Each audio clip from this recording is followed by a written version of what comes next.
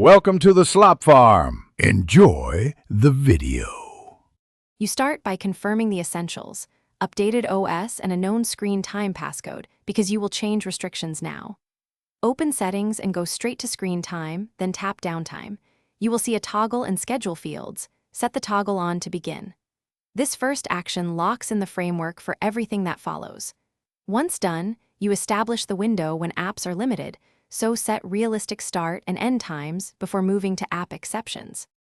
Now you fine-tune the schedule and exceptions. Choose start and end times and decide whether to apply to every day or select specific days. This matters for workweek versus weekend habits. Then pick Always Allowed apps, phone, messages, or study tools to bypass downtime. Make sure communication settings align with safety needs. If you manage a family, adjust child profiles from family sharing. That linkage controls remote changes. Once set, the device finish by reviewing your choices and toggling downtime active.